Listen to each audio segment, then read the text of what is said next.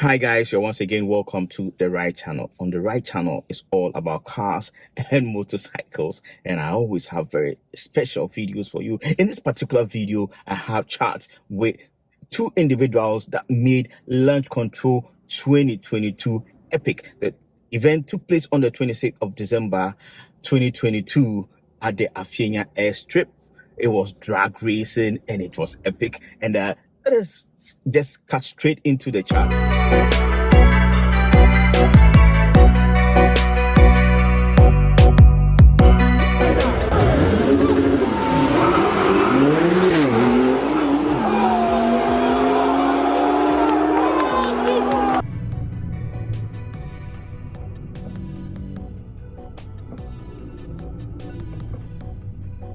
Hi, Kojo.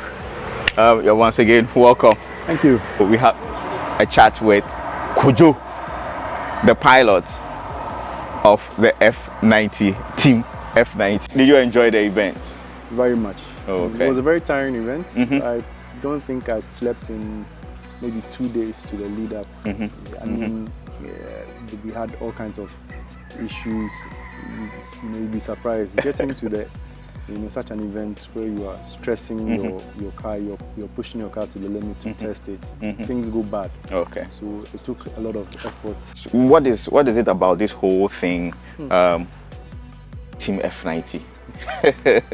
I'm not even sure how it even came about, but I guess the model is F90, so I guess whoever came up with it, I'm not sure, but the car is a 20. It's a 2018 BMW M5, F90 M5. F90 M5. Yeah, so it stands to reason that Team F90. All right. Whoever coined it. No, I mean this car has a lot of fans, much more than you know. I'm even surprised. I'm even surprised. A lot of die-hard supporters. It's crazy. Passionate fans. Yes, getting to such an event that's what where I saw the kind of love and the kind of selflessness these people have. A whole lot of people were wishing you well and were rooting for you. No, not only even rooting, but I mean people were physically there. Yes. Yeah, I mean through the testing. Yeah, I mean people were making calls for me when things, when parts go bad. People were making calls. Charlie, who's coming? Who can bring me something small for my friend? Yeah. I mean, I just send out a message and the response is positive. Yeah, the soldiers are there. Yeah. Maybe so. If you are not into car culture, you don't get it. You don't get it. But once you get into cars and you see how the community works, I mean, it's amazing. It is. You meet the most awesome people, in this particular game of cars. Cars, bikes, automobiles. I think anything that brings people together. You find out that people put a lot of love in their hobbies and their passion. They go the extra mile to make things happen for. All right. Okay. So towards the event, what were your expectations? Well, we were expecting a much closer race. I mean, it was close. It was close, but we were expecting a much closer. But you were working to win. Yeah, you see, both of us were working to win. Yes. But the thing is this, the matchup, I mean, when you look at all the specs, somebody asked me, I think I was on air 2 days before the event, and I was asked, do I know who will win? Chris, the same question. And it comes down to the point where you're not sure. You've done what you can do. Yes. And you know your car is fast, but you know your opponent's car is equally fast. Yeah. On paper, you look at power to weight ratio, and you're like, you can't even. The margins were so fine. Yeah. And then, no, I mean on the day, they asked me, and I said, for me, I'm very close to you. I'm quite close to Chris. And I know what both camps put into the cars. So it was very, very difficult for me to say who is going to win. Right. Because I know that it's closely matched. Sometimes people don't get it. But it's like, it's so fine that even the wind blowing in the wrong direction can turn it in the. I mean, I got there very, very early, you know, because I knew how the traffic situation around the place was going to be. Yes. So yes, I planned towards that. And when I got there, you did a run. Yes. And it was super. All right. You know, but you got there, you came back, and you were limping back. Yeah. You know, I was like, yeah. I mean, it's one of those things. Yeah. I know how it is. I mean, it happens. Like even the build up to that day, several parts. I mean, to get to this stage of a build, you have to expect that things don't hold up the way they should from the factory. Even from the factory, things fail. You're adding a lot more power. So you discover that okay, you need to beef up certain aspects. And okay, now let's run through. What have you done to the car? I mean, I have known this car for a while. We've been trying to do certain things in the past, and I know how the car has, I mean, progressed till now. Okay. What have you done to the car? So this car has a forged drivetrain, and by forged drivetrain, I mean starting from the engine, the internal components are forged. So means you've changed everything internally. Everything internally that is that is important to the build, relevant to the build, has been brought to a spec where it can withstand the forces that are going to be exerted on it. So you have forged pistons, forged connecting rods, the works. You have upgraded turbos. You have a built gearbox, upgraded clutches, and a carbon fiber shaft. And so everything in the drivetrain has been beefed up. All right. So a fully built engine. Yeah. Who built the engine? So it was built by a company in the US, in Texas, called RK Auto Works. RK Auto Works. RK, okay. RK built the engine. Built the engine, yeah. So it involved us sending our engine out, and then them having to work on it, and then basically boxing everything back and then sending it here so we can slap it back in the car. Then the turbos were upgraded. What turbos are you running now? These are custom hybrid turbos. Hybrid turbos. They are basically an upgrade in the same housing. So basically in the same housing as you have stock. Okay. What it is that it's machined and it has a larger the impellers. Yeah, okay. So which vendor did that work for you? RK Auto Works. So there's a complete solution up to the gearbox. That was done. The gearbox was done by Pure Drivetrain Solutions. Pure Drivetrain Solutions. Yeah, so Pure Drivetrain did the gearbox. So two separate companies, both in Texas. Both know each other. Both know the work that they do. Oh, okay. And, yeah. All right. It was a good synergy. Oh, okay. And a good product. Okay. Wonderful. So, what about the software? The software. And the software was currently you have the liberty to run anything that is compatible. So we've been looking at I mean, we've been testing from different vendors to see what works and what doesn't. RK made their recommendations. They work with somebody closely doing their build. Who knows the platform? Who knows what the so that person did. Yeah. So he was the one that did the tuning. The tuning up to a point. So he literally guided us through the whole process. He's worked on builds like this before. That was key to us because we didn't want to start from scratch with somebody that doesn't know the car. Although they may be competent. Great. Then I know you also have met injection. Met injection I've had for the longest time. It's just been there to keep the combustion temperatures low, IATs low, so that you don't lose timing on a very hot day. Okay. Yeah. All right. Then met injection. Did you upgrade the injectors as well? Injectors are stock. Okay. Injectors. Okay. So when you started building this car, about how much horsepower was it carrying? Stock from factory is 600 horsepower, 750 Newton meters. And now roughly you are doing about? It's difficult to say, but the platform, the hardware is built for 1500 horsepower and anywhere around 1300 Newton meter thereabouts. Okay. So you, with all the work that you've done, we don't have a dyno to check it out, but you're expecting to have around about 1,000, something above 1,000 horsepower, and maybe 1,000 something talk? It really depends on the day. Okay. It depends on the day, depends on the fuel, The temps and everything. and all of that, yeah. But anything between 950 to 1,000, I think, you'll be in that a game. reasonable expectation. Okay. And fuel, well, you also have some race fuel on board? So it depends on what, it depends on what, what's at stake. What's, because I mean, on the day, on the race day. So on the day we're running 102 octane map. So that basically is a mix of race gas and and 95. Okay.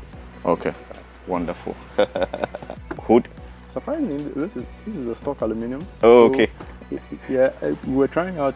We're looking to try out a different color scheme, color scheme. So I was looking at matte. So I had them do the hood so that I could decide. Okay. Everybody thinks it's fiber, but it's not. Yeah. All right. Somebody asked me and then it clicked that maybe this is why. Yeah. No. But you shed some weight. You took apart some of the internally. But that's negligible, or it made some difference. Each of the seats weighs the driver's seats weighs 50 kilos. It has massage, motors, and whatnot. So it's pretty heavy. It's pretty heavy. So altogether, yeah, like 250 kg. Yeah, no, I don't think we lost 250 kg. Maybe conservatively, maybe 70 tops 80 kilos. Oh, okay. Yeah, I mean, a car this large, everything counts. And when you know your competition is Team Sub10tial, who is very light. I mean, the man is light, the car is light. So you need to go on a diet of sorts. Yourself and your car. Exactly. Yeah. Kojo, wonderful work. What would you say to Team Sub10tial? Well, I'd say he's become a very good friend of mine. In fact, last week I was at his place. He was I had some boost leak issues. He surprisingly had the same boost leak issues. We were joking that we're on the same hospital bed. Yeah. Troubleshooting. So we talk a lot. I'd say in the future we're looking for other opportunities to run again. Because I think on the day he also had issues. Yeah. Both of us were basically pushing 2 sick cars.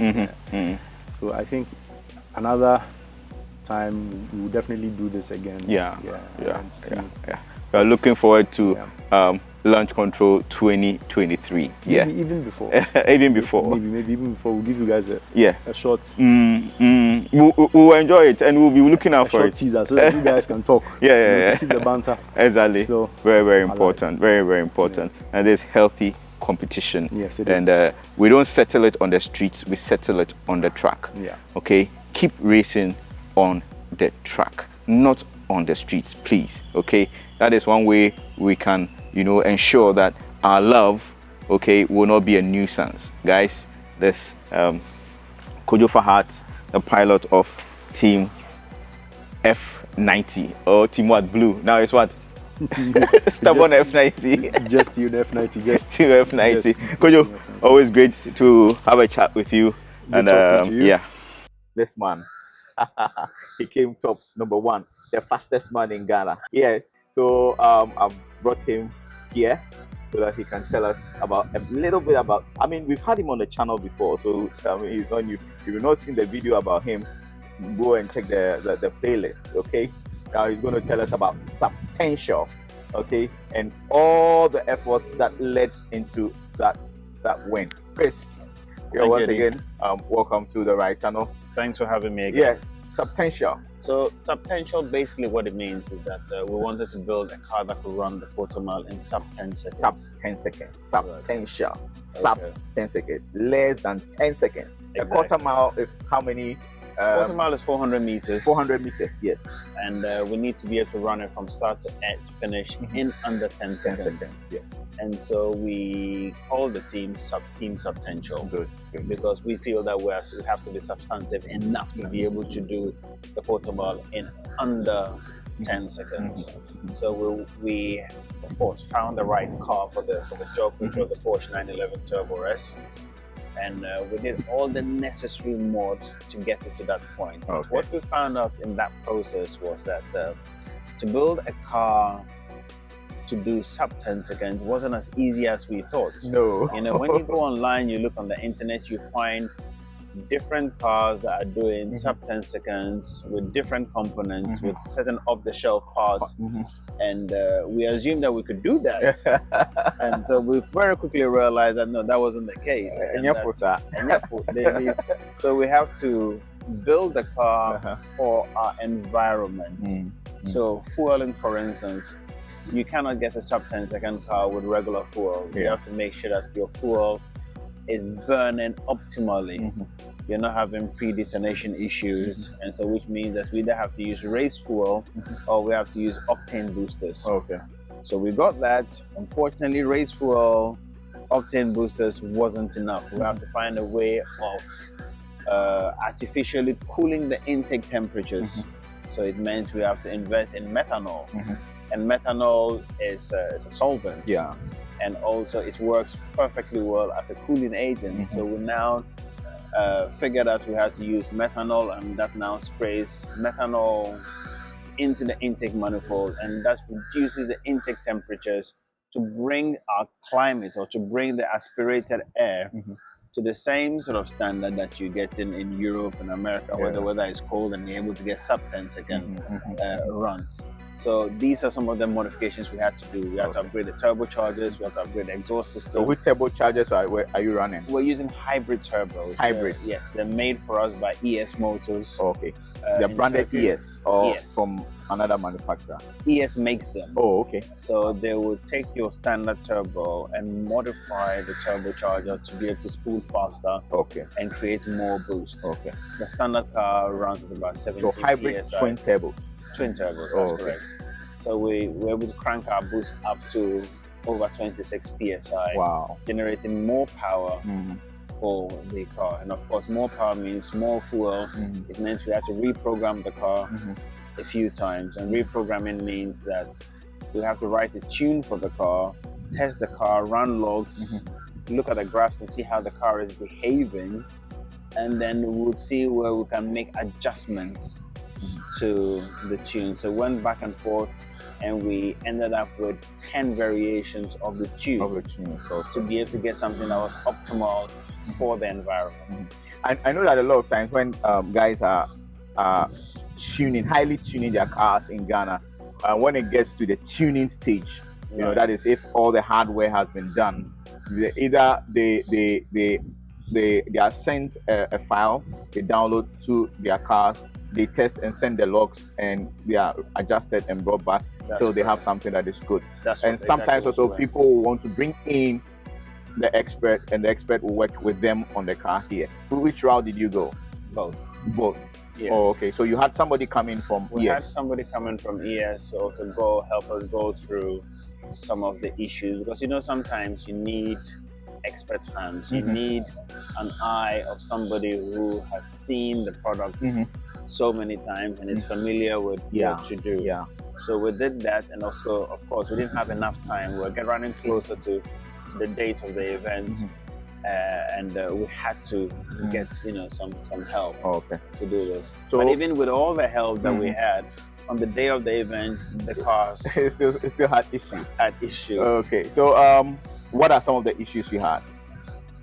Ambient temperature too high, boost leaks, transmission leaks, and software just not being happy with the car. And you were pushing about how many horsepower? The car is set up for 800 horsepower, but on the day I think we'll run about 700. Yes, because you had a few issues here and there. We had issues, that's correct. Wonderful. I'm sure ES Motors, you were very, very happy with the performance of the car. Yes, even though you couldn't, because even though we're handicapped, they were still pleased with the results. And when they put in their best, they were up in the middle of the night helping us, sending us tune files.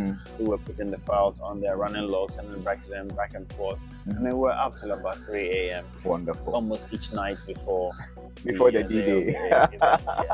A lot of people don't know how much effort you guys had to put into the car. A lot of effort goes into it, and it's not as easy as people think. Or you think, oh, you can go and buy a tune off the shelf and put on and your car is fine. No.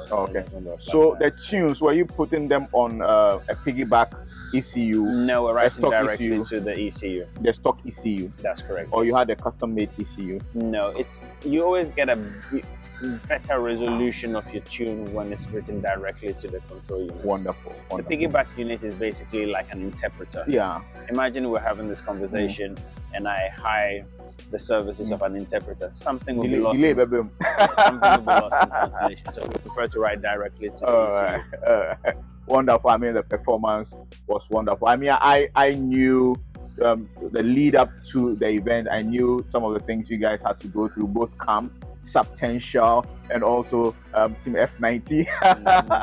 So I was like everybody's game, you know. But you guys came up top 10. You should have been on our side. I know you're a BMW man, but you should have been on ours. Am I a BMW man? I like BMW. I like Porsches. But you've been spotted in BMWs. Of course, I've had a few BMWs. I've had a few BMWs because my money to the car the Porsche yet. But we'll happily adopt you into our. Oh, give me one for 1 week, Charlie. I'll be singing the song. We would happily adopt you. I'm already on your side. Good. No fear. Good. Yeah, I like cars. I like cars. Once again, congrats. Eddie, thank you very much for having me. What do you have to say to Team F90? Well, Launch Control 2023 is going to be special. It's going to be special. Yeah. Charlie, guys, Launch Control 2023. Charlie, you guys have to start preparing for that day. Yes, we'll be going to the gym. We're going to the gym, Yes. We'll get ourselves ready. Wonderful. It will be fun.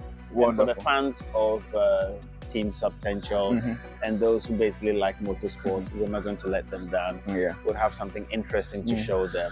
And I know Team F90 is not going to fall asleep. They're also going to come up with something amazing. So stay tuned. All right. But you're coming back with the same car, with a Porsche. We don't know yet. You don't know yet. Yes. Charlie. That's it, guys. I hope you enjoyed the interviews. Now, 2023 Launch Control is going to be epic as promised. Stay tuned to this channel and we are going to give you all the information. Now, as always, make sure you share, like, and subscribe to the right channel. Thank you and bye for now.